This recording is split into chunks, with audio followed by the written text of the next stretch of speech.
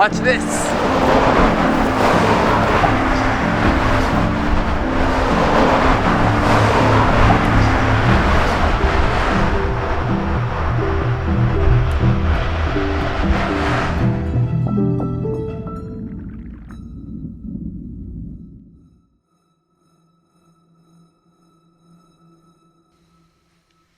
Alright.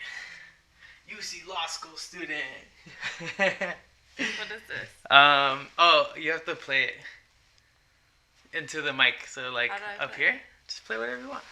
It doesn't have to be good.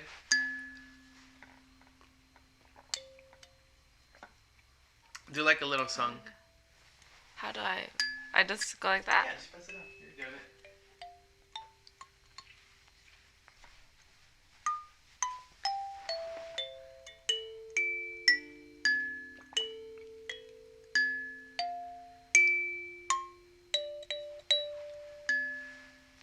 Nice. Welcome. Yeah, let me set this down. I'm not done yet. Huh? I'm not done yet. Oh, sorry.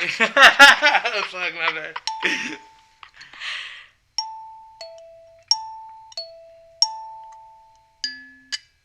Okay. That's enough. I'm gonna take that home with me.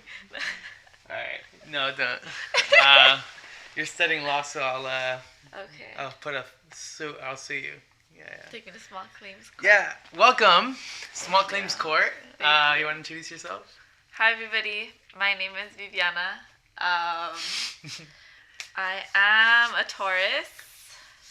I am an amateur bird watcher and herbalist. Mm-hmm. I am from the San Gabriel Valley, You. and here I am in. Yeah. Well, no, you can't say the location. I'm gonna bleep it.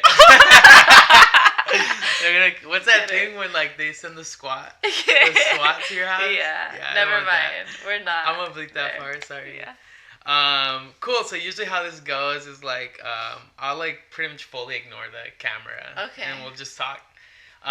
But yeah, thanks for introducing yourself and for being here today. Yeah. I'm really excited to get started and just like Okay. dig your little brain, or not little. You're actually like the opposite. Like you're a super big, very in-depth law student school Okay. brain / herbalist / cooker / yoga instructor / I'm gonna just say dad who's a beekeeper / Amateur apiculturista. oh shit, I don't know how to Okay, say it okay. in English. Well, I don't know what that would be in English. Apiculturista in Spanish. I don't know. I don't know. You're no more than me at this point. Okay. But yeah, welcome. Thank you. I did ask you to write like well, are you concerned? No. You're like yeah, I asked you to write like a dream, and you said in the text, I have proof. Oh shit, that you had maybe thought of a pattern that you've had before in your dreams. I have one reoccurring dream that I can think of from Okay. when I was growing up. And I had this dream multiple times throughout like a very Your whole life? No, just when I was little, maybe up until I don't know, I was like 12 or so. No, older than 12. Oh, so it kind of faded. Yeah. Okay, but it would happen a lot. Yeah. It would happen like I think I had it like at least maybe like 5 or 6 times. But like Oh wow. and it was always very memorable. Walk us through it. Okay. Yeah. So, it was very like spooky Halloween vibes. Okay. Like You're in a house, or I was in the backyard. I was in my backyard in the house that I grew up in. And there used to be like an old play structure. My parents had like an old play structure. It was like one of those like wooden and metal ones. Oh, And gotcha. where the wooden ones would like splinter. Oh. So it was just like a horrible Wasn't place. fun, yeah. Not fun. And it was just like burning metal and splintering wood. And so the dream, it's like really dark and gloomy, but everything kind of has like a very like bluish purplish tint to it. Interesting. And like at my point of view in this dream is from like above the play set, and then you can see the entire backyard. Like a bird. Yeah. Yeah. And then I I look down and the whole backyard is just like full of spiders. Oh, hell no! Like the really Hell big, no. big Yeah. spiders that are like crawling on top of each other. It's like a pool of spiders. Like they're big also? Big Fuck and just that. like Okay. crawling, and so my only option was to swing over them, so I like swung over them. That's so much pressure. And it was really scary. But you've had this a lot of times? Yeah. Huh. Okay, so like it's in your backyard, you pointed out the like thing was made of, what was the thing made of? Wood? Yeah. The place house thing? Yeah. Okay. So there's this little structure. Yeah. Or big. It was like small, I guess. Okay. And who was it made, or was it? It's like an assembled set. Okay, like something you'd get at like Home Depot or something. Yeah. Okay. Yeah. And the weirder parts of the spiders are there. Yeah. So you said you started from like this like bird's eye view. It's a bird's eye view of the backyard. And where do you have to swing? Like Over from that bird's to eye? the street. Yeah. Oh, to just like not land there. To get or out of the backyard. Yeah. Ah, that's nasty. Yeah. What do you think of spiders? They don't really scare me. I think they're a great part of our ecosystem. Have you always thought that? There were you afraid or there used to something? be a lot of like the daddy long legs. Oh yeah. Which aren't spiders, I think, or are they? But they only have 6 legs. I don't think they're spiders. What? They're not spiders because they only have what? 6 legs, and spiders have 8 legs. So it doesn't qualify? I'm not sure. I'm not Okay. 100% sure, but they're Sure. not a spider the same way you would think of like the other spiders. Okay, got you. So they were daddy long legs. There used to be a lot of daddy long legs like in that area. And you'd see them as what you said you had it in your 5, like the first time? I don't know. I don't remember. But no, now that I'm Yeah. thinking about it, there's not like there's not as many daddy long legs there anymore. Oh, So okay. I used to see them when I was growing up during the time that I would have got this you, dream. yeah. Oh, But maybe they went okay. away Oh. and like you stopped having them. Maybe. Interesting, because okay, like I think it's important to establish some grounds here for maybe also if you have like other dreams moving forward. But something that I've kind of like been able to learn with like a lot of the guests and like just on my own research on the side is people will remember the dreams that elicit the most emotional response from them. Okay. So overnight you have like a bunch of dreams, and but the ones you remember are in your brain, kind of stored like a memory. Yeah. Because they create like an emotional spike. The same way that in real life, when there are emotional spikes, that creates like a memory in you, you know. And I feel like obviously you were like really young, you know, so there's that component of like, just like pretty much anything that's like maybe kind of scary to you can like create those like first kind of memories. But anyway, so you've had this multiple dreams, and then you think maybe they went away after like the backyard was cleaned up or something. You didn't see, I don't know, you had a dirty backyard. Don't let my mom see this. Oh no. This is the part that I'm gonna like use as a preview. Don't let my mom see this. I'm gonna send it to your mom too. She's on Facebook? Yes. Okay. Wait, what was... I think I stopped having them maybe when they took down the play structure. Oh, but they were in that structure. That's where you'd see them? Or like by the house near the structure. Oh, okay, gotcha. Yeah. Tell us about the structure. Like, how did it pop there in your backyard in the first place? My parents put it there for me and my brother to play on. And you would play on it a lot? I assume so, yeah. Yeah. I don't really remember. No, I have like maybe 1 or 2 memories of actually playing on it. My memory of it in my dream is a lot stronger. Oh, okay. But okay, so why don't you tell us then a little bit about the stuff that you kind of do remember when you were growing up? Okay. About the play structure, about the backyard. Let's start with the backyard. Okay. Yeah, like the whole backyard. What do you remember it looking like and all that good stuff? There was a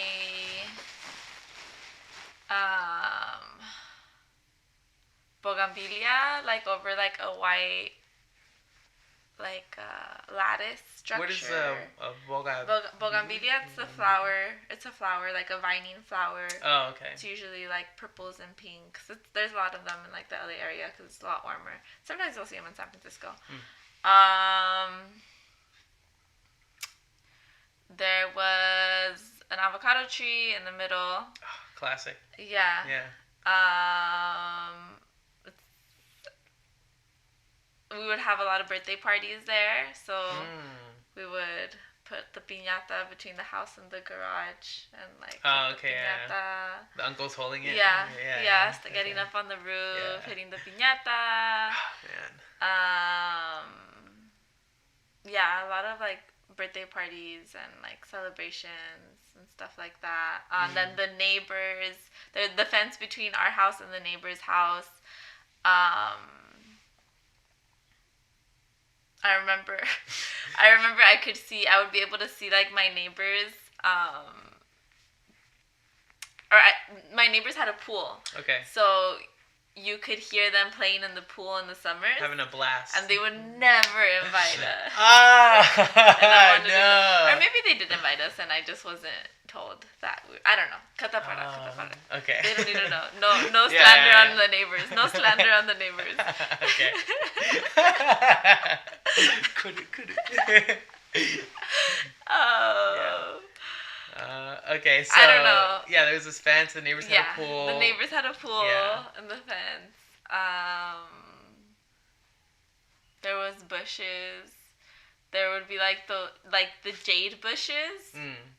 They're like like that succulent bush right there. Okay. You see it, and it'll give out like the little white flowers. Yeah. That's jade bush. There would be jade bushes, and I remember being little and playing with the leaves of the jade bushes. There was a lot of ferns, so I would play with the leaves of the ferns. And then there was just like other like of those. I don't know what they're called, but like flowers, like bushy flowers, very like long grasses, kind of bushes. Yeah. Sweet. So I'm getting a real clean picture of what it looks like. Okay. What was it like for you? The backyard? No, like just like how often do you play in your backyard? Like what? How often did I play in the backyard? Yeah. Pretty often. I would play with my cats in the grass. Oh, cute. They were outdoor cats? Yeah, indoor outdoor. Scary. Yeah. Oh. For me. Or they would bring the little lizards, and I would watch them play with the little lizards. Like whack it around? Yeah. Oh my god. There'd be roly-polies, ladybugs. Are roly-polies poisonous? No. No? No. Why? I mean, I wouldn't. I don't know. Like, there's like those white ones every now and then. I don't know. I've never seen white roly-polies. I just remember a kid, like at a party I was at, like eating roly-polies. Okay. I was like for shock value or I don't know. But yeah, he ate the white one and I don't know. I had just assumed that it was like not good for you. I mean, I don't think they're good for you in general. I don't know, protein. Honestly, insects are pretty good for you. Have you eaten insects? Yeah. Like what kind? Just crickets. Off the street? No, not off the street. No, I have eaten ants off a tree. Yeah, when you're at the backyard? No. I did this like study abroad thing, and we stayed with the community, and they were teaching us about how they eat the ants on the trees.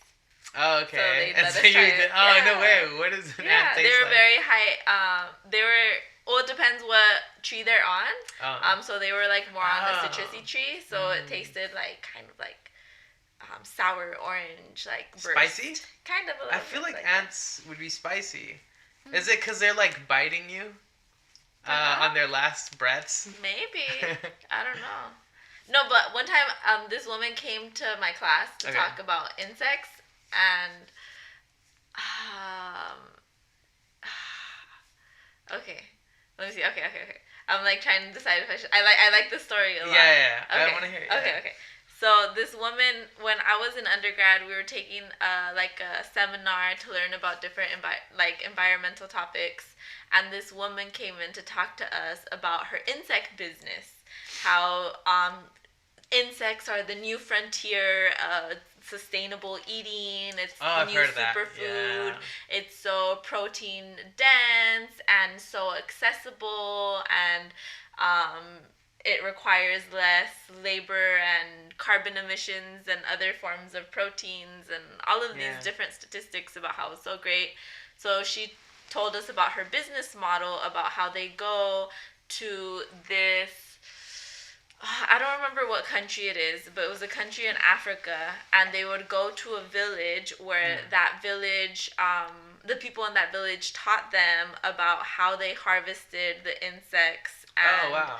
how, so basically this woman created, her business model was going to this village, harvesting the insects that they were harvesting there, freeze drying them and selling them throughout the entire world. Whoa. So That's interesting. I was like, oh my gosh, I have so many questions. Yeah. Right? So I was like, people were starting to ask questions, and all of the people in the classroom were asking questions about like insect nutrients and the business logistics and all of these different things, right? And so then I rose my hand and I asked her, I was like, what is the relationship between your business and the people in this village? Yeah, that's a really important to ask for sure. What was that relationship? She said, oh, we asked them if they wanted to help with harvesting and we would pay them, and they didn't want to. So we don't really have a relationship with them. Whoa, so they were doing it without really like getting their like approval kind of thing, and wow, that's kind of fucked up. Who owns the rights to the insects? Yeah, what the fuck? Who? And they did it anyway, right? And that's weird. What did you think about that? Like, how did you like process that information? Okay, there's one other thing. Yeah. That I think will help contextualize it a little bit more. Okay. So basically, the people in this village had been collecting there was an established relationship between the people there and the insects. Mm-hmm. The insects are harvested during a particular time of the year when the population levels are the highest, when they're the most nutrient dense. Like there's all of these different factors that go into the harvesting and the consumption process of the insects to make sure that both populations like live in harmony, right? And that both continue to survive because their survival is interdependent. And this business was disrupting that relationship because now these people for whom these insects have been their primary source of protein and sustenance for such a long time no longer have access to these insects because they're being over-harvested and sent out into the world, into other countries. But then again, that's the exact same like extraction model for all of the resources in so many different places. It's definitely a model that like I don't know if like America or capitalism or both, I guess, are like prone to using.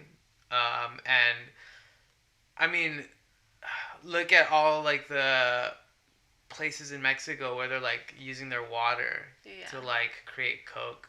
You know, and they have like all those Coke factories down there, and it's just like how like my I guess frustration is not like feeling like I know this information and not knowing what to do about it. You know, besides like sure you can share it and extend the conversations, and I think that's really important. And yet at the same time, I mean, like there's this deep like frustration about like man, and I'm even like more upset because I know people in that world who are like their priority is about wealth, not about like how it affects like the context, you know. They were like, yeah, whose fault is it? Like, is it this system and belief that kind of drives people to create that, or is it my fault for selling this product, you know? And I mean, my own stance was just like it's both. Like I think both parties are responsible. You know, I don't think it's like an either or kind of thing. And I actually found that like in life, like switching out the word or with and like creates like a better sense of like where to displace like responsibility, you know. And so looking at something like this where like it's fucked up, you know, that they're going into the like these spaces and using up like their insects and over harvesting, and then the fact that they don't even have a relationship with the people there, like, and it almost sounds clear to me that these people didn't want that to happen. You know, like, where do people step in? What do you think? I don't know. What do I think about where people would step in? Yeah. Or like, I don't know, what's your perspective on like, because it's not just specific to like the insect industry. Yeah. It's like happening all over us and it's scary. I don't know. Like, what are your thoughts on that? I can't answer this right now. I need to do some research. Yeah. Yeah, no worries. Yeah. You know, I have the same sensibility with with my wellness workshops. When I host like my wellness workshops, I was also having a conversation with another friend about this. I don't always have like faith in the accuracy of my knowledge, you know, because I'm just one person. I'm not like a group of researchers or anything, you know, and I'm reading and I'm like listening to things with the understanding that there's like layers of filters, you know, behind what kind of research is put out and who it might be benefiting, and then me reading it as like a thing for like this, you know, workshop that I'm trying to do, at least in the realm of like mental health. And so, yeah, there's like there's a feeling of that like insecurity, and I realized it more when I like filmed a video for like a wellness workshop like on the ego, and it was like an hour and a half video, and it was like one of those hey guys YouTube videos, you know, but after I filmed it, like I went back and like rewatched it, and I was like, man, like I'm realizing how a good amount of my information, like while I personally find that it is accurate to my experience, like I don't know how it translates, you know, to other people. And I think I try to be clear about that in the workshops, that I'm like, if I'm wrong about something or, you know, something doesn't resonate, like please correct me. But I rarely find that people take that initiative to actually correct me, you know, and I wish they did. And so I don't know almost sometimes like where to look, you know. What? So you're saying nobody has corrected you? Nobody has. And you're looking for resources to better understand how what you've experienced translates to how other people have experienced things. Kind of like, I'm also in an understanding, and it's, I think something I try to preface is that the information that I do bring to the table might not be accurate, and that, I mean, that's kind of where like my personal responsibility like lies, is in like not trying to, or like I guess no, still trying to provide information that's accurate while also continually learning. Yeah. So that I can always come back and be like, hey, I was actually wrong, you know, about this approach. Yeah. But the part that kind of scares me is I hope that people don't take like any of the information that I say as like face value for like fact, you know. And I feel like some people can interpret it that way, you know. I feel like we almost live in an age where there's so much information that it's really easy to take something you see online as fact. So I guess like now I'm curious, like in your own like personal learning experience, when you are like approaching like maybe a specific case or a way of learning things, like how do you approach, or do you have a like marker for when you feel like your information is accurate, or you just believe like what you're reading is like fully true?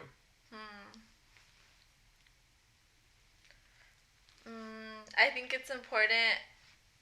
I won't believe. I think it's important to understand the context that like, for example, if we're going to be reading a case and the case is basically an opinion written by a judge, and you have to to be able to take what the judge is saying as, because it's not a fact, it's an opinion, but the statements that he says and the facts that he relies on in his opinion have to be contextualized within what's going on in society. So oh wow, I want to get a good understanding of what's going on around the case in like the social setting, historical setting, cultural setting, economic setting, to be able to understand why the judge is interpreting reality from that like factual standpoint. Whoa. So in a like legal setting, could you ask the judge to like take into account a different perspective?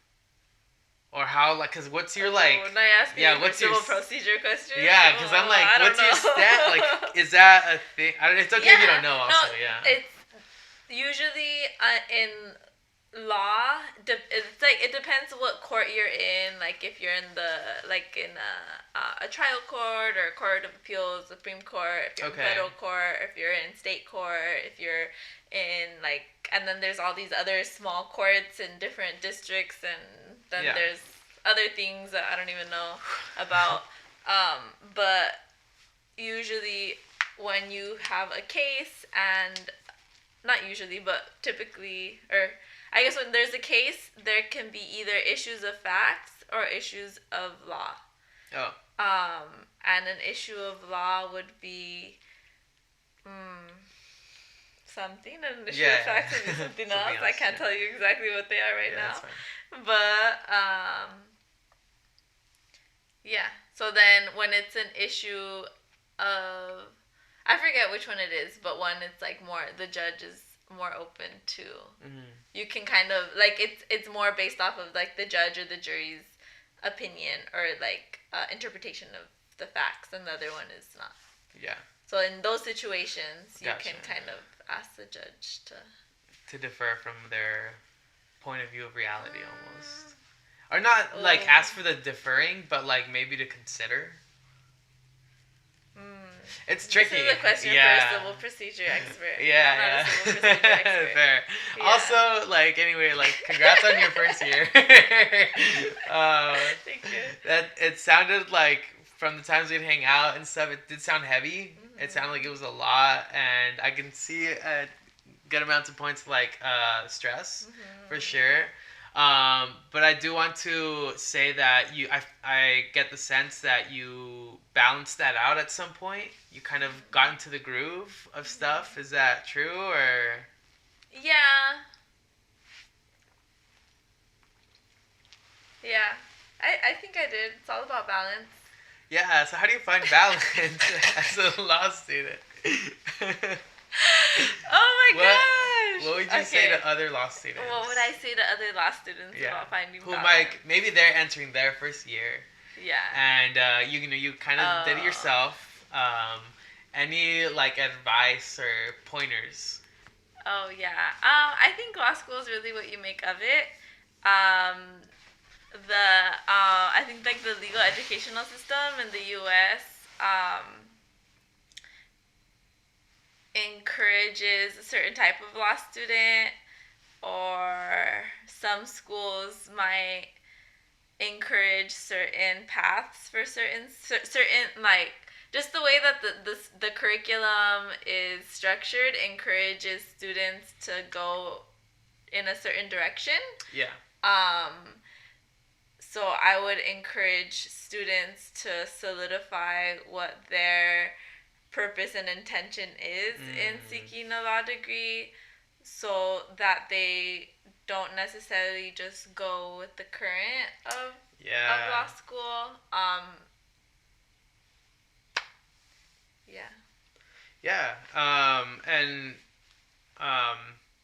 I guess aside from like intention and like purpose, like how did you have moments of having fun throughout the like hecticness of it all?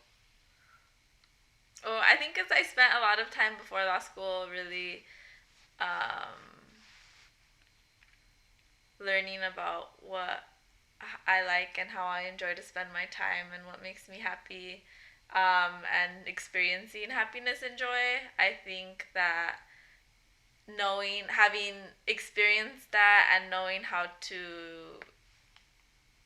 like experience happiness and joy outside of law school makes Yeah. me think helps me find that and create that for myself when I need it and when I Okay, want yeah. it. Yeah. So it's basically like you Making checking time. in with yourself, and you're like, hey, I'm not really feeling great. Like let's go to Mhm. something that is more comfortable Mhm. and not like be so stressed out. Yeah. This one Yeah. thing. Well, I like to I like to have a list up in my room of all of the things that make me feel happy and make me feel like Oh, myself. nice. And Yeah. whenever I'm feeling like sad, I'm Mhm. like, okay, like what I know what makes me happy and I can do that. Yeah, you can like point to it almost. Yeah. And be like, oh, Yeah. you're like sad, and then I'll do this. It's Okay. like a flow chart. Yeah. Yeah. What about you? How do I wait, what? How do you make time to feel happiness? It's a very present thing for me. So I will. It's very easy for me now. It wasn't for like years of my life. And part of the reason why I think doing the wellness workshops are really important for me and sharing the information that I learned was because I came from a place where I wasn't really in tune with my body or my emotions. Something I now understand, like psychiatrists call alexithymia, and it's basically when that's like basically when there's like a bridge between like you and your emotions and your body. And you can't quite get there. It's like a broken kind of bridge, and it became for me a lot about like presence, like how I'm feeling in the moment, and then so throughout my day I'll kind of like check in with myself and be like, oh, how am I feeling right now? And practicing that leads, I think, a person to understanding who they are on a day-to-day basis on this very like micro level where you can like it's fascinating to me the range of emotions I can have in one day, where in the past like I couldn't articulate or I didn't know the terminology for. So I'd kind of be like having like eras, of like just feeling like shit, not knowing why. But now like I can even start with yesterday. Like yesterday I went to the ticket office to go pay my tickets like the good, non-citizen that I am. And I was like, I'd woken up and I was like, okay, like I don't feel great about going up there and like resolving like my ticket issues with the police. I mean with the SF, and I was like, so I'm going to one take a second to like understand that that's going to be a thing that's going to happen today, and it might be a heavy emotion. And then two, I'm going to also clean my room to kind of like so at least when that's done, I can come back and I'm like, oh, like my room is clean, and just like throw myself on the bed if I want. So I went out to the office, and for me, it can be kind of an emotional thing, like dealing with law or like being in legal settings, just because my background is like being undocumented. A lot of like painful moments early in life were around like law and like like legal settings, and so I went to the office. I parked my car, and this like homeless guy in the street is like, what did he say? He's like, "There's a fee to park here," and I was like, "No, there's not. There's a sign. That's it. I get 2 hours." And he's like, "No, there's a fee." He's like, "I'm the security guard," and I was like, and he's like, "You can go to that gasoline station and get me a Coke," and oh, dude. I was like, dude, like, I'm sorry. And he's like, it would be a real shame if you came back and your window was smashed. And I was like, oh, this is clearly a threat. And, like, I think even just driving to find parking for that ticket office was really frustrating. because I kind of knew that I was gonna be like in this like procedural setting or whatever, Mm-hmm. and I just had this moment where I like looked at him. I was like, "Look, dude, like I know it might not seem like it, but I'm probably just as broke. Like just because I have a car, like doesn't mean that I'm like not in survival mode, you know." And for me, like there's always been this challenge of like in the past.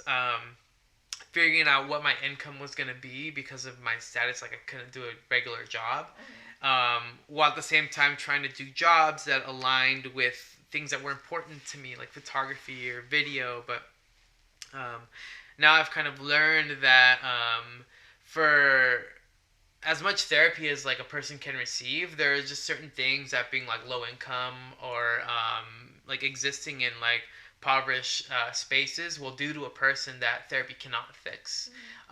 And that was a hard thing for me to learn because I assumed for years of my life that a lot of the anxiety I was feeling and like the emotions that kind of like kept me shut and played into my relationships with my friends and everything were stemming from like this place of like just not having money, you know. And um, so kind of something that happens in the brain for people who do experience that like check to check kind of living. um, when rent's kind of due towards the end of the month, there's a spike of like chemicals in their cortisol, because their fear is kind of like incited in their amygdala, and they're trying to. It's like they're put in a position that's life or death, you know, which can be a very intense emotion, and it's something that I recognize a lot of people who are in that space like deal with, and I mean I dealt with it myself for like probably my whole life.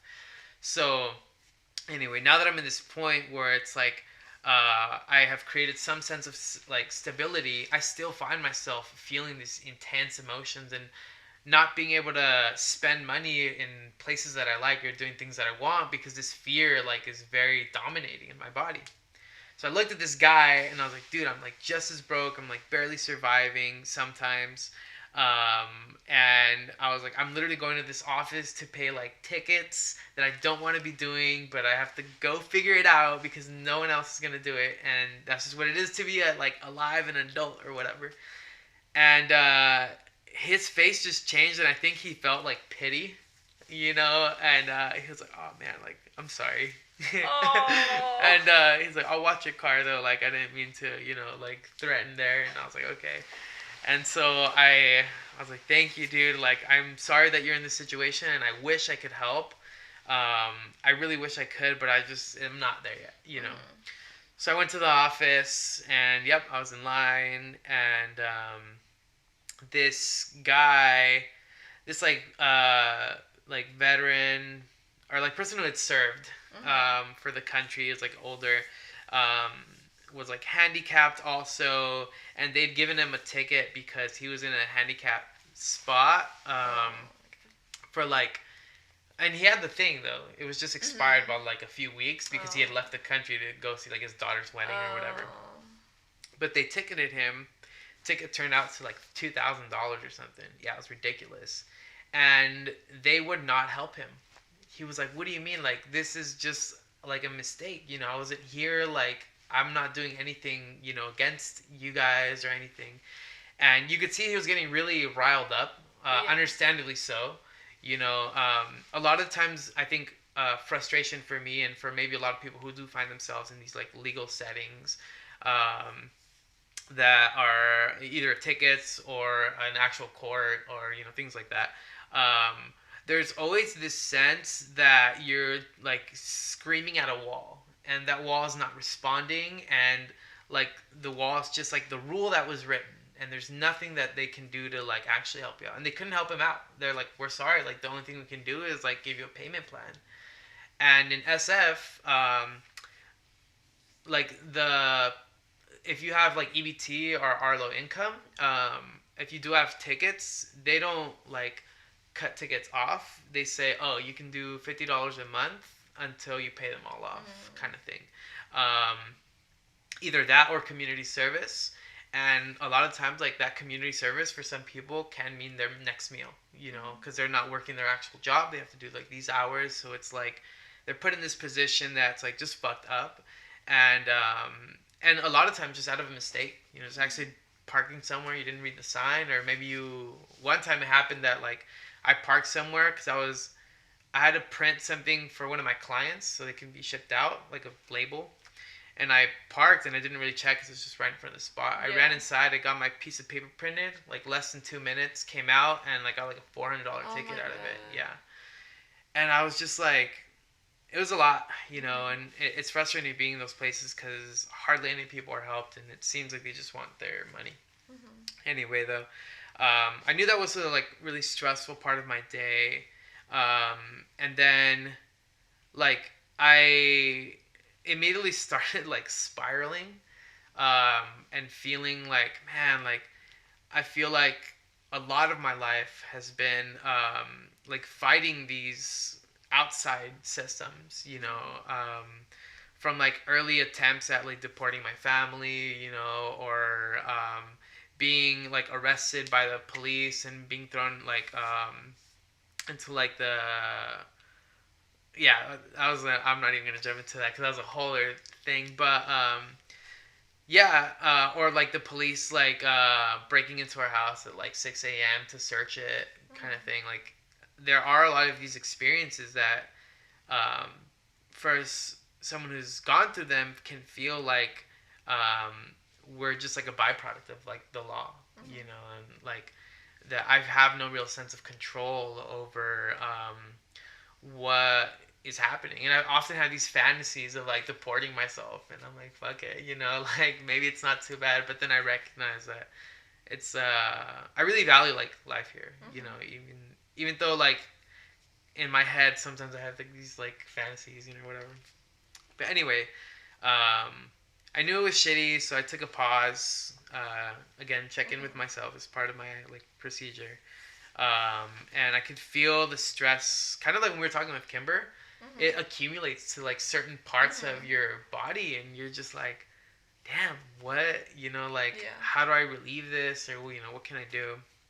So I had a moment, and I think an indicator for me is music. Music will often tell me how I'm feeling before I'm aware, so like I found myself like just listening to real emo stuff, and I was like, oh man, like I get what's happening now. Yeah. And anyway, I normally, when I would have like these really intense feelings, an older version of me would cope with like smoking or drinking, or any of my vices. And what I've been learning though, like in the last like year, is just kind of to pause from that and kind of just like be there with that emotion, which is a challenge for me. But I did that. Although the cravings are very intense, they're like spread throughout my body because I know they're gonna feel good if I just like do this thing or whatever. But I got a popsicle and I visited my friend in SF who just opened up like another store for their clothes and stuff, and hung out for a little bit, vented with him. Then I drove myself to Twin Peaks, and then I just like walked to the top, and I was just like breathing and just like in the clouds above the city. It felt really good. And then after that, I came home, and I was still not feeling great, but oh, that's right. Like on the drive here, I saw like this city, and I was like, wow, this is really nice. And I was like, this is a great opportunity to film. Yeah. So my friend helped me film the intro video that I just showed you, like literally yesterday. Wow. Yeah. And so I was like, I don't know, after we shot it, we're just like in the freezing, like it was sunset, clouds were like really nice. And then I came home, watched the episode of Black Mirror, and yeah, like regulation of like an emotion is real, and how you regulate matters a lot, and there are healthy ways and then ways that are more harmful, sometimes it's important to just, even if you interact with that harmful way, just being self-aware about what that emotional state is. You're connecting like the frontal lobe with the part of your body that's reflexive to respond to an emotion.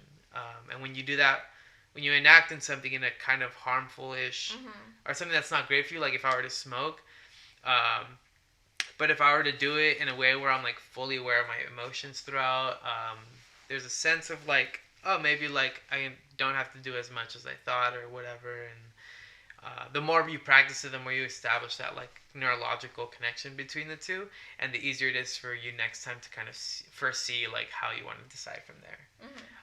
But yeah, it's a lot of like day to day real work, and then when I find like there's like a clump of emotions that maybe I haven't really addressed, that's when I whip out the journal and I'm like, oh, okay, like let's get into it today. Yeah. I know you journal too, though. Yeah. What is that like for you? Like, when do you bring out the journal? First of all, yeah. I have a couple questions. Sure, yeah. How was your car when you got back? My car? Yeah. Oh, it was fine. It was fine. Yeah, it was the guy fine. watched it for you? Yeah, the guy watched it. He's like, I got you. And I was like, thanks, dude.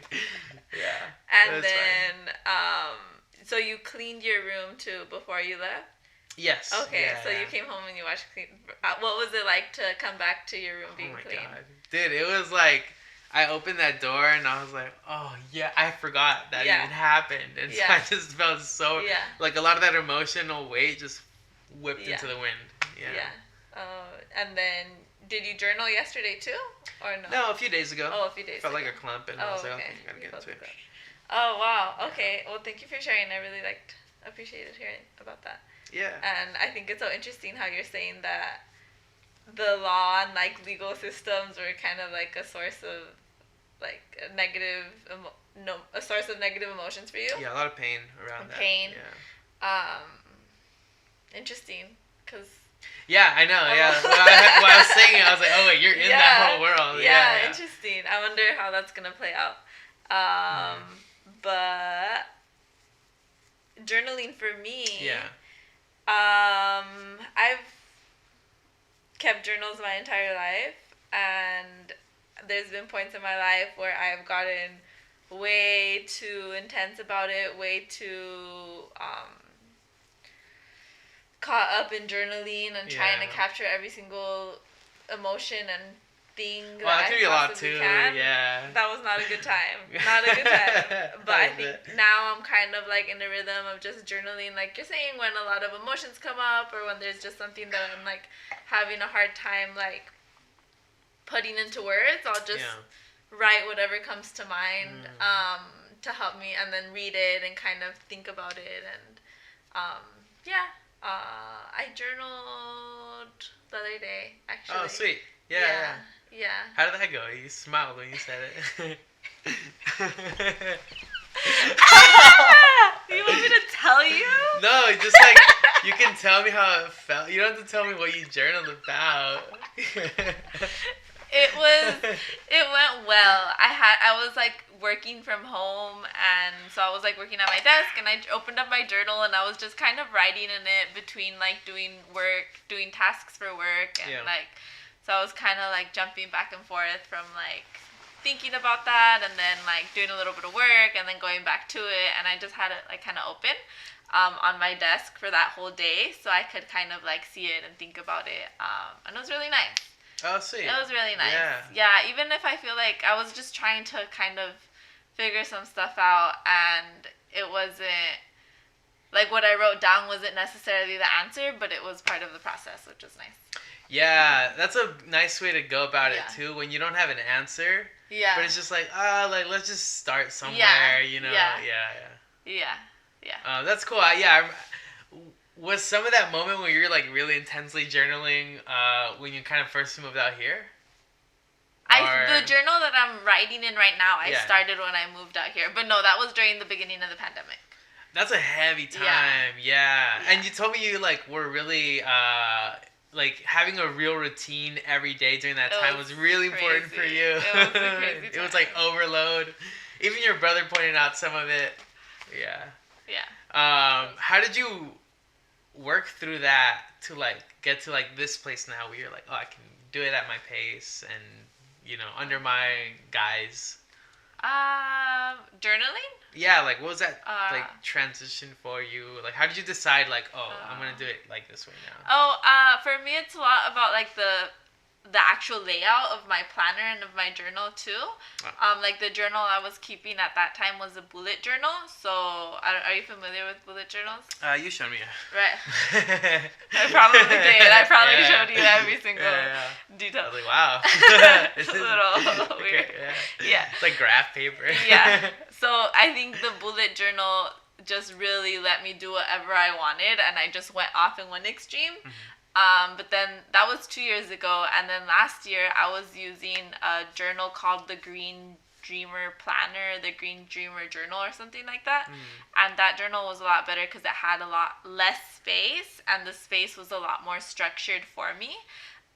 So I was able to use like the space in front of me on a weekly basis, like in more like reflective ways instead of like adding every single little detail. Oh, yeah. And then this year I'm using the Slingshot planner, which is even smaller. Yeah. And I'm really liking it because now I have my planner where I do my day-to-day tasks and stuff, my reflections, my monthly goals, and then just like random notes.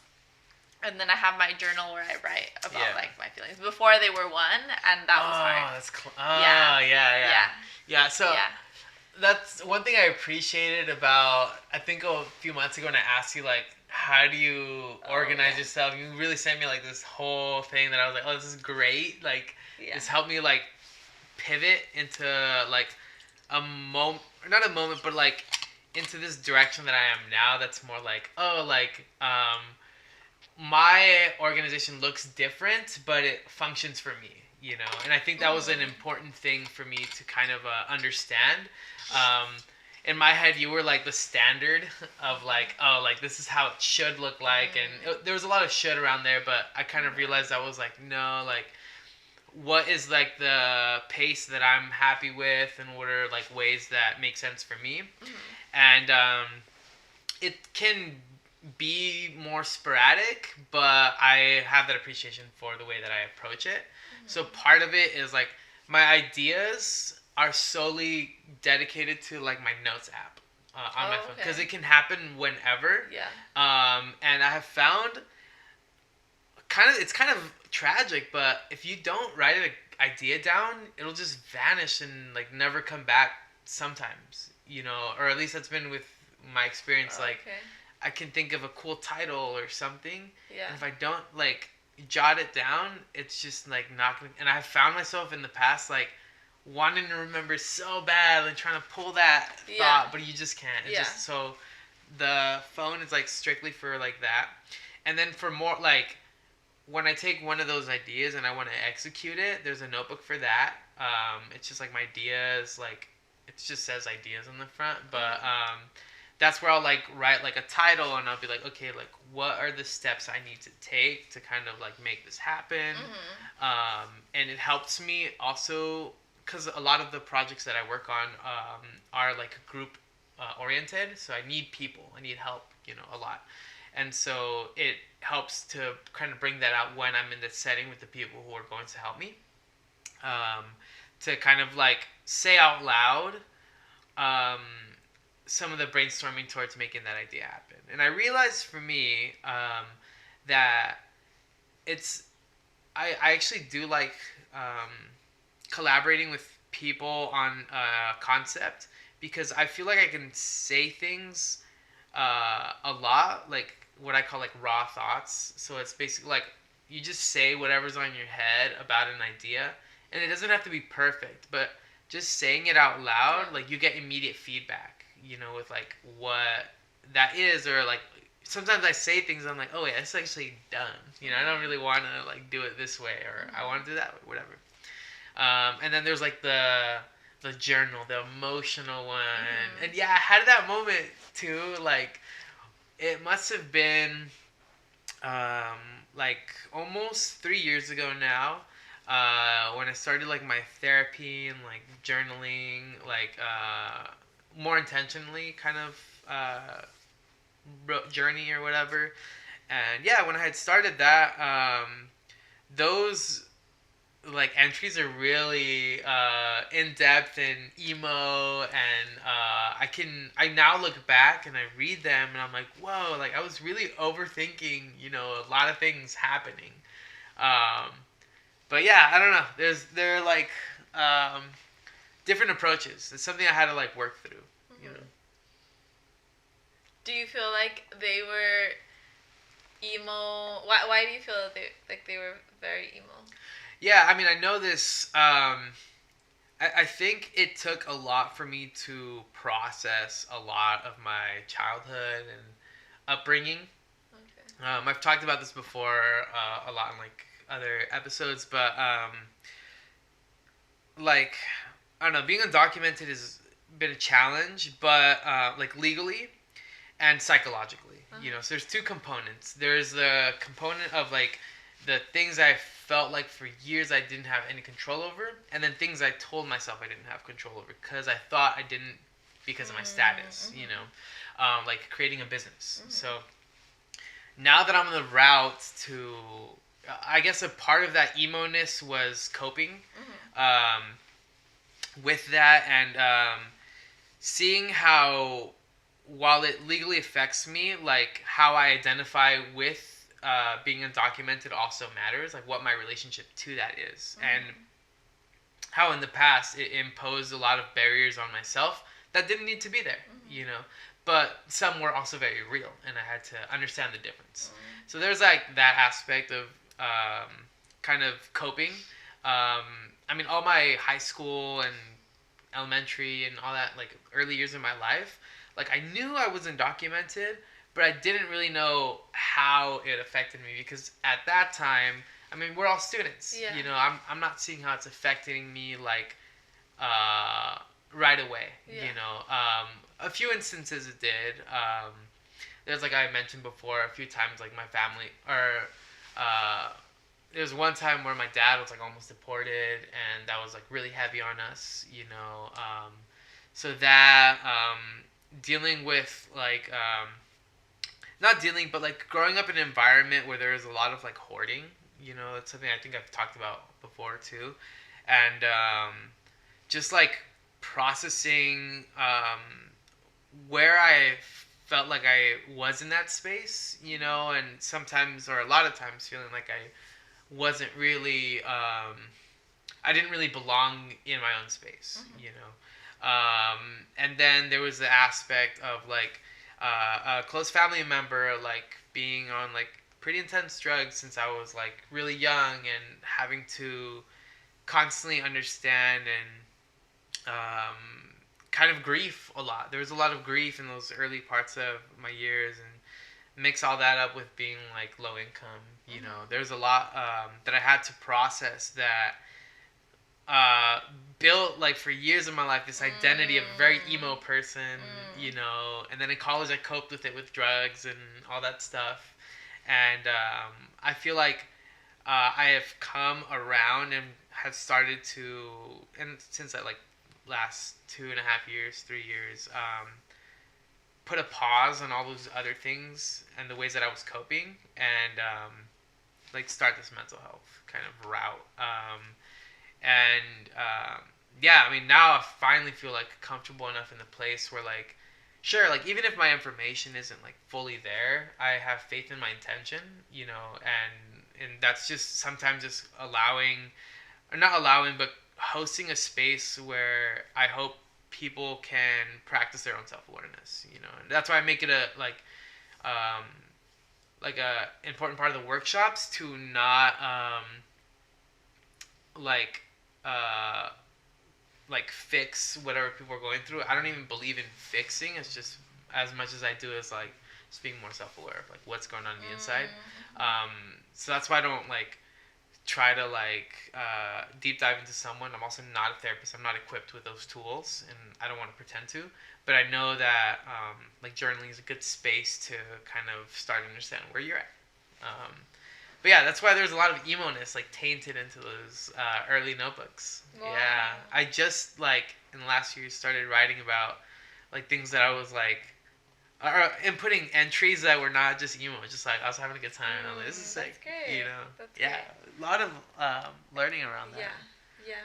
Oh, hold on. Okay. Oh, I've been talking a lot. Yeah. I want to hear more about you. Wait, I had a question. Yeah. What are we talking about right now? The emo-ness. Okay. I don't remember. You remember? I don't remember the question. No worries. Yeah. I'm gonna change the subject. Okay. Yeah? Alright. Okay, cool. I did want to ask if there were other dreams that you remember. Something maybe more recent, if you have any of those.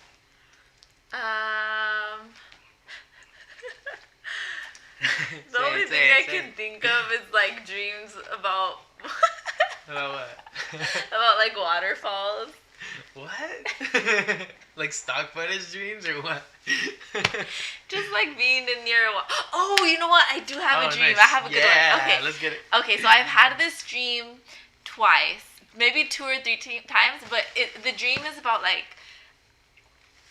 have you been to like the cemeteries in like LA? A few. Okay, Yeah. so like have you been to like Resurrection or Rose Hills like I've seen them, yeah. Okay. Yeah. So I had a dream where I was kind of at a cemetery that like looked like that, you know, just like kind of wide, not too wide, but like wide roads going up hills and just like long expanses of grass and like fences and trees in the distance kind of thing, right?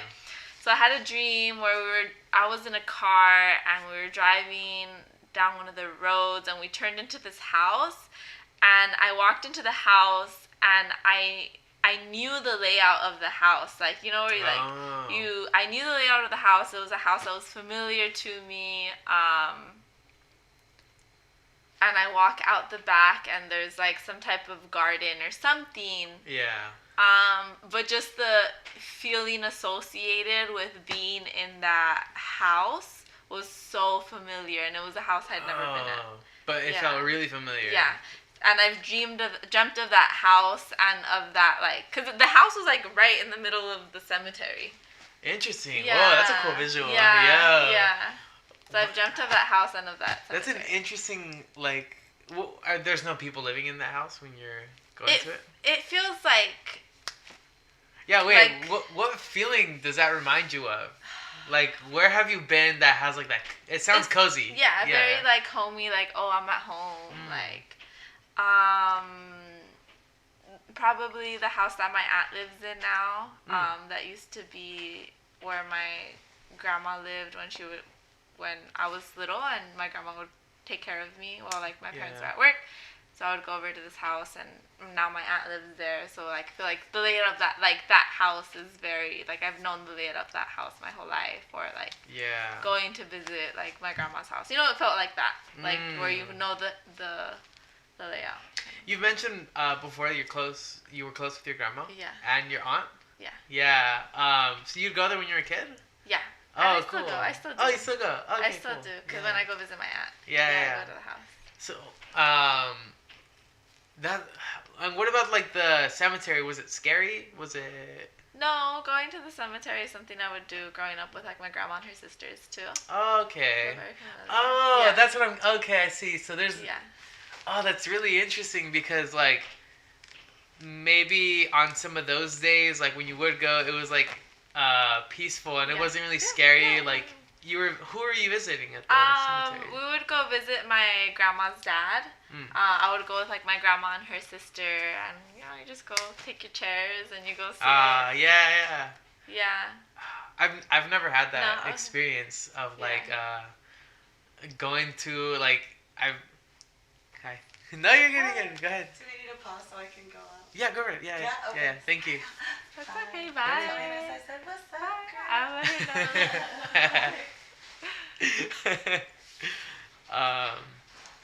I'll wait a second.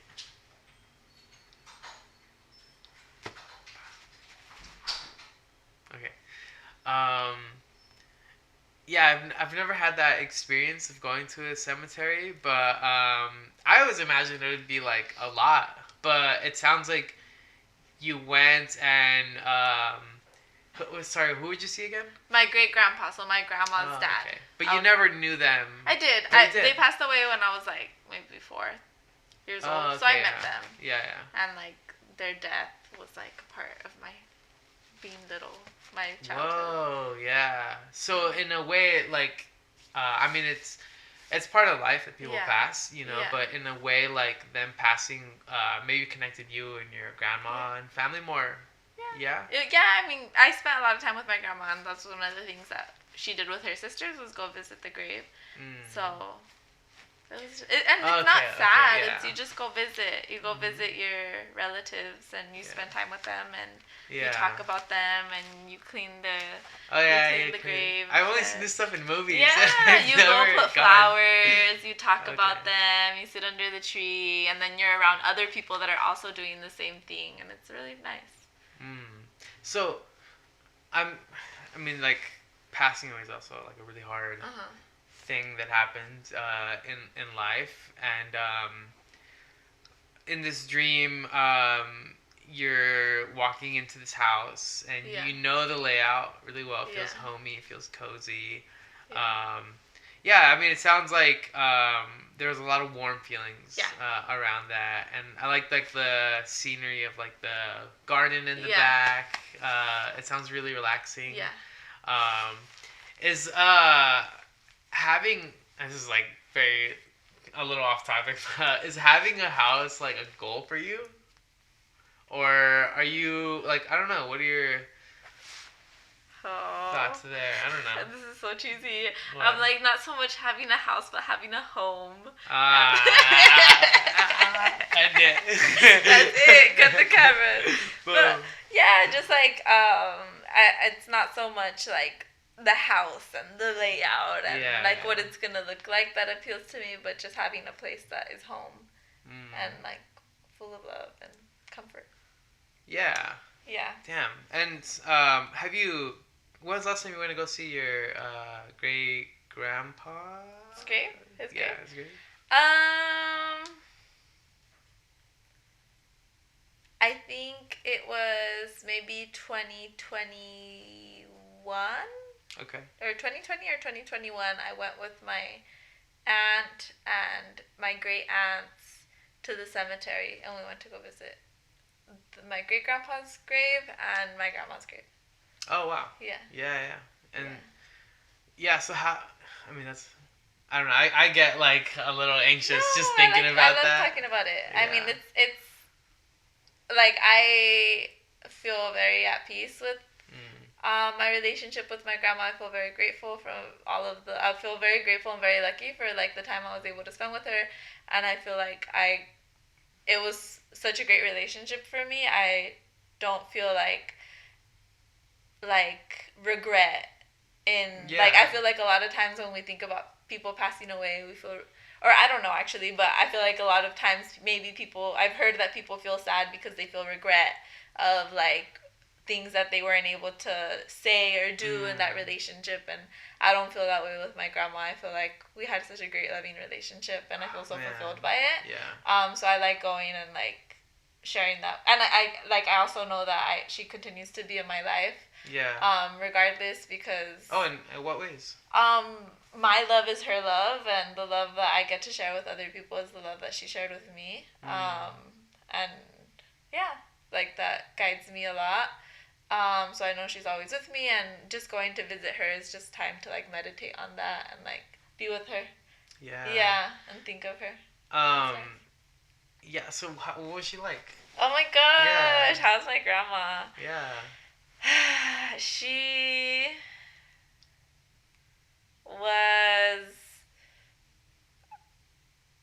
would wear like her little 2-piece sets with the big ladybugs on it. Oh, nice. And she always had like fun necklaces, and she would have me paint her nails while she laid on the couch, or she would let me play with her hair while she laid on the couch.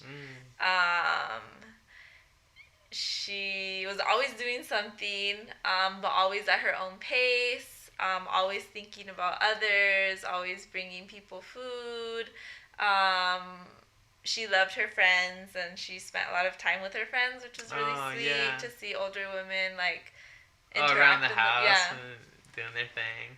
Yeah, she would go. My favorite probably one of the favorite things I got to share with my grandma was the summer of, I think it was 2015, the summer before my senior year of high school.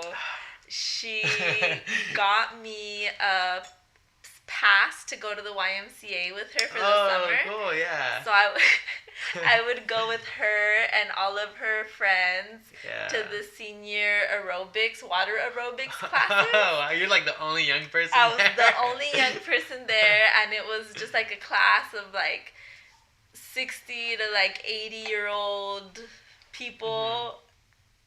And me, and she loved introducing me to all her friends, and they were all like older women, you know, that were kind of like in the same place of life as her. They would bring each other tamales, like they would like talk about their grandchildren, and they would go get coffee together, and like they would Grandmas take care and of coffee their kids together. Yeah. Crazy combo. Yeah. So it was really sweet, and she was like, she was so proud of me, and she loved showing me off to all her friends. It was really sweet. Yeah. And yeah, it was really cute. It sounds like she had like a lot of grace with how she lived. Yeah. She did. She was very proud of herself, and she always she always focused on she did her best to always focus on the positive, and I remember she told me one time she didn't like I think she was very like religious and spiritual in her own way. She didn't really share that with me because I wasn't like raised very spiritually, I guess. And so I feel like she was always striving to love and to see love in everything. Yeah. Which I mean, it sounds like that's like a big part of her. And you know, you've mentioned this one before too. I've heard this little story. And you know, I think that's like a really important thing to like tell a kid. Yeah. You know, because I feel like I mean, my personal feeling is that like I think sometimes around religion, for me, the way I've seen it is there's a lot of like rules, and some of them, like, for me again, don't like make a whole lot of sense, but I think as a basis, like, just teaching that, I mean, I'm not sure for me if like that is something that I believe or don't believe. I'm still open to exploration and, you know, that good stuff in terms of spirituality, but I think as a basis, just like telling a kid, you know, that like for whatever reason we're here, you know, that the function and like a powerful thing in life is love, you know. And I mean, I can see that with the way that you like tend to your space and care for your dog a lot, you know, and also the people around you in your life. Like I can see that you like care. And I think an important thing in life for me is like giving a fuck, you know, like being around people who value like something, you know, and work towards like creating like a better place for us all to exist in. And I did want to ask like kind of an existential question, and I just wanted to get like some of your thoughts, maybe what you think, and I understand also it's not like it doesn't have to be like a final thought, but kind of where you're at now. How do you make sense of your experience, like existing? Yeah. My experience existing. It doesn't have to be. I don't know. I feel like I have different things I'm thinking of. Yeah. You want to name one of them? I think what comes to mind the most is reciprocity and appreciation.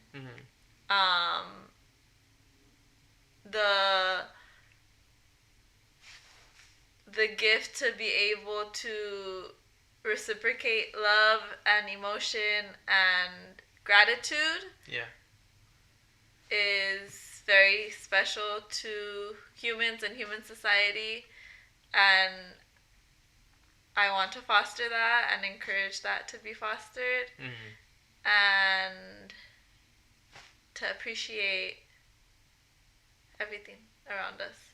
Yeah. So those are like they're behind purpose, right?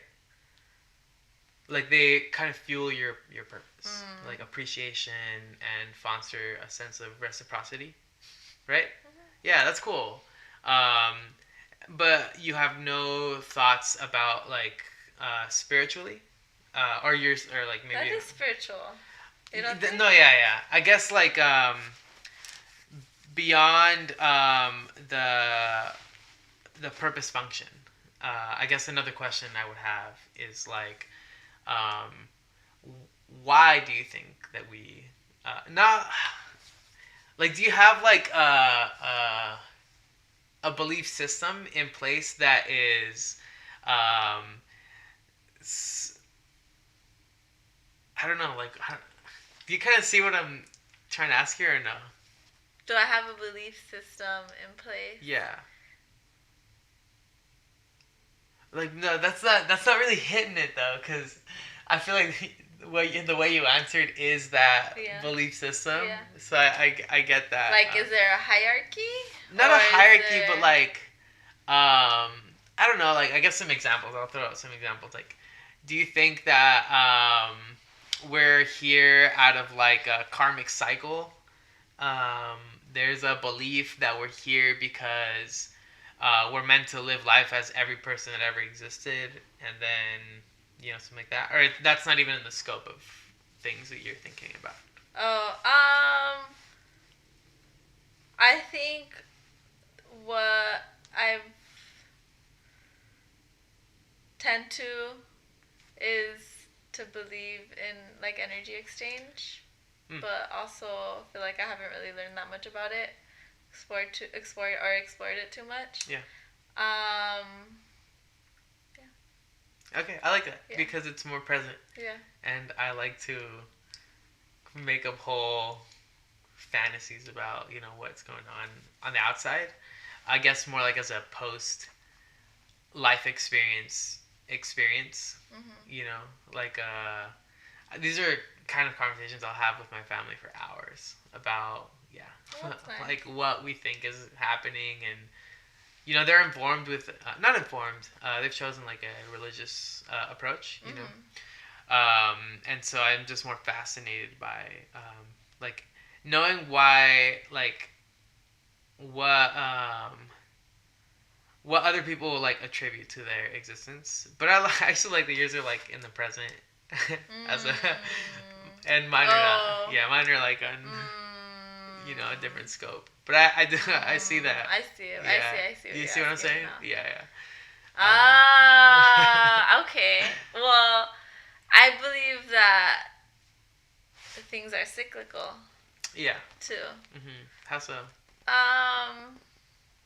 Like you think you'll become a plant? No, I think that that things like that history repeats itself in different ways and shapes and forms, and I don't know actually. Yeah. But if I was to say I would, I don't know. Scratch it. Yeah. Scratch that. Something about circles. I was just listening to Mac Miller's Circles. Have you heard it? I have, yeah. Oh my god. Do you like it? I don't know. I do. It's I like one of haven't my heard favorite it in a albums. minute. Oh, it's the album or is it It's album. The and first one song of the is first called song. Circles. Okay, I think I have heard it, yeah. It's so rich. Yeah. Are you an album listener or a single? Or like, I don't know. What's your approach to listening to finding music? Oh. I like to find like songs that I like and then listen to the albums. that it comes from, Okay, like and a then deep like dive. listen to the other albums. Mhm. Yeah. I Yeah. see. What about recommendations? What do you mean? Like what recommendations do I have for you Yeah, Or or for like like in people. general? Yeah. to listen to, Yeah, like or if you. to learn or to explore, Wait. or on how to explore? Let's do the Explorer. What's a genre you wish people would explore more? How about that? I don't know. I wasn't ready for this. I thought it was about dreams. I thought we were talking about dreams. I don't know. It's okay. I don't know. A song of the week for you. How about that? This last Can I pull out my phone? Yeah, fuck yeah, you can pull out your phone. Where did I leave it? No, it's gonna change. He just likes to get on this table. Oh, yeah. Cause he's curious, and I get that. I get that he's curious. I do have a song. Oh, nice. Nice. Ooh. Okay, there's two, I think. This one. Okay. Well, there's a song that I've been listening to.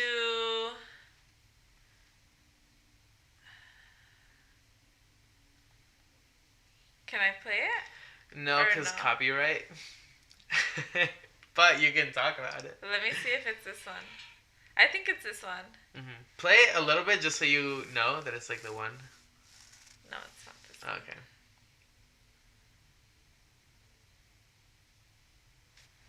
It is not that one. Is it that one?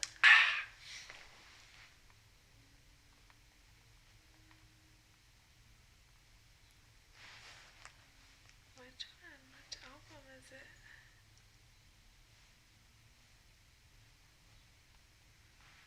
I found this CD. You found a CD? Yeah, at the. Oh, this one. I like the People. This song, People by Soul to Soul. Or. Which one is it? Toto. That one hits though. Which one? Toto. Toto? By Africa. I haven't heard that one. This one? No, Does it sound like that? It's the same vibe though. Maybe. Oh, what is it? There's a song on this album that I was like, oh, this song is the song that is of my year. The year. This is the wrong album, I think. Okay, it's... People. And then... Actually, let me see. I know yeah, exactly where I'm yeah. going to find it. Give me one more second. Mm-hmm. No rush.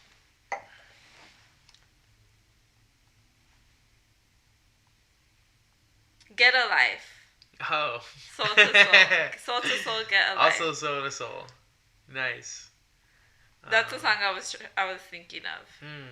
Oh, dude, did you hear the song I sent you? I didn't know. I was already on my bike. Hear it on the way. Okay. It's such a Okay. perfect wake up song. I think I like to hear it. It starts my day I'm off gonna right have to on listen the to right it note. then. I'm like, Okay. What's Yeah. your song of the week? That one?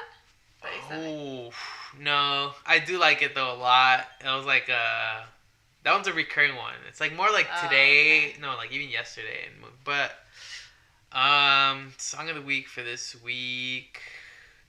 Here, I'm gonna bring out my phone, my telly. I haven't heard somebody call a phone a telly in so long. My telly. I just want to be. Oof! I just started a new playlist. Actually, I'm just gonna say the whole playlist that I've done. Yeah, it's called. I just made it. It's called Existential Workout. It's like upbeat music that's like on the ethereal side. Okay. Yeah, I have Genesis Grimes. No, I'm gonna send that to you. Okay, This is like send a it. sick one too. I was like, although I feel kind of way about Grimes. There, boom. Smash the like button. Okay. I guess the way I care about people.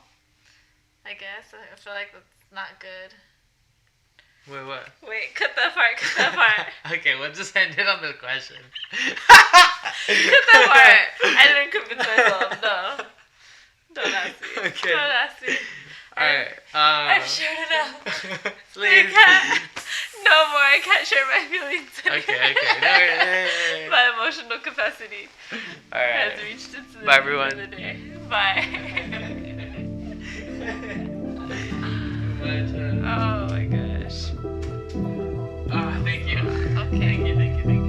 ya estuvo. Let me pause this one.